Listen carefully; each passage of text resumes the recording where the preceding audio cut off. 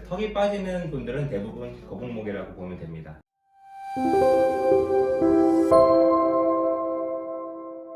원장님 안녕하세요. 네, 안녕하세요. 제가 거북목이라고 하던데 어떤 운동을 하면 좋을지 오늘 알려줄 수 있을까요? 제가 보니까 거북목보다는 일자목에 더 가까우신 것 같네요. 거북목과 일자목이 다른 건가요?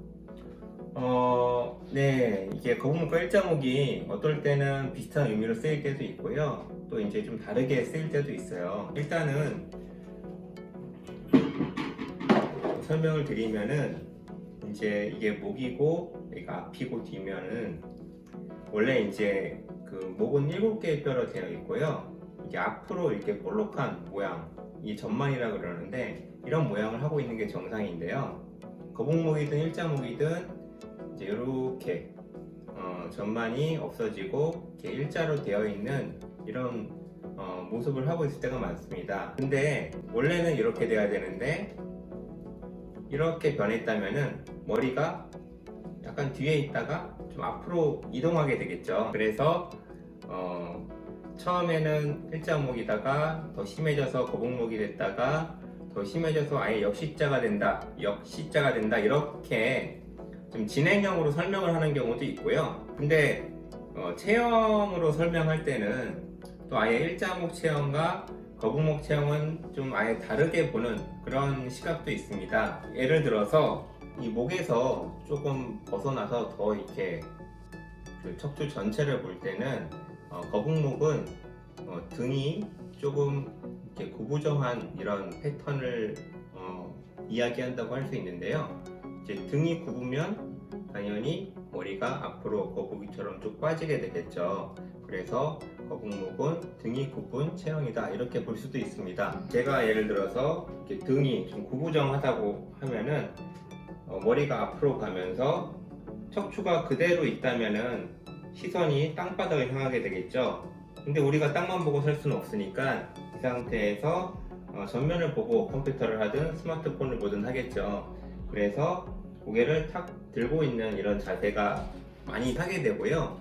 그래서 거북목 체형은 목 뒤에 보면은 주름이 깊이 패여 있는 경우가 많이 볼 수 있어요. 반면에 우리가 일자목 체형이라고 할 때는 아까 거북목은 등이 구부정하다 그랬는데 일자목은 등이 원래는 살짝 굽어야 되는데 오히려 너무 펴져서 평평등이라고 부르는 이런 체형을 일자목이라고 이제 체형이라고 부릅니다. 그래서 허리까지 커브가 좀 없어져서 전체적으로 척추가 쭉 좀 펴져 있는 이런 모양을 이제 일자목 체형이라고 하기도 하고요. 좀 이렇게 마르고 약간 길쭉해 보이는 사람들한테서 이런 일자목 체형을 종종 볼 수 있습니다. 거북목과 일자목이 비슷한 의미로 쓰일 때도 있지만 체형은 좀 다른 것 같은데요. 그럼 거북목과 일자목에 따라 좋은 운동도 달라지나요? 네, 그렇습니다. 일단 지금 여기서 말씀드리는 일자목과 거북목은 아까 전에 말한 일자목은 이제 쭉 펴져 있는 유형, 거북목은 등이 굽고 경추는 일자인 유형이라고 전제하에서 이제 말씀을 드릴게요. 또 용어가 헷갈릴 수 있으니까. 거북목부터 먼저 말씀드리면 거북목은 아까 이제 제가 겉에서 볼 때 어떤 특징이 있다고 말씀드렸는데요. 혹시 뭔지 기억나시나요? 네, 주름이요. 네, 목 뒤에 이렇게 주름이 깊이 이렇게 져 있는 경우가 많다고 말씀드렸거든요. 주름은 보통 언제 생기나요? 살이 접힐 때요. 그렇죠. 살이 펴지는 곳보다 이제 접히는 곳에 주름이 생기게 마련인데요. 그러니까 이제 거북목도 경추는 일자라고 말씀을 드렸는데 여기 뒤에 주름이 지려면은 주름은 이렇게 젖혀져야 이제 주름이 지니까 좀 말이 앞뒤가 안 맞는 것 같이 느껴질 수 있는데요. 왜 그러냐면은 등이 굽으면서 경추 중에서 밑에 부분에 있는 뼈는 이 전만, 아까 말씀드린 전만이 많이 없어지게 돼요. 거북목의 경우. 근데 이제 전만이 없어졌다고 해서 계속 이렇게 살 수는 없으니까 저번에도 말씀드렸지만 고개를 드는 동작은 계속 할 수밖에 없습니다. 그러면은 목은 이렇게 일자로 경추 전만이 감소되어 있는데 목을 들어야 되기 때문에 이 밑에보다는 이 위에 어디선가 이렇게 뒤로 젖히는 동작을 하는 곳이 생기게 되고요. 원래는 7개의 뼈가 골고루 이렇게 돼야 되는데 거북목은 이 밑에는 일을 안 하고 이렇게 놀고 있는 거예요. 펴져서.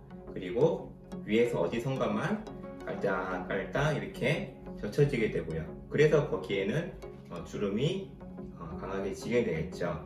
그리고 또 이제 그 목뼈의 밑에가 이렇게 굽어져 있기 때문에 머리는 반대로 뒤로 이렇게 젖혀지는 모양을 많이 하고 있어요.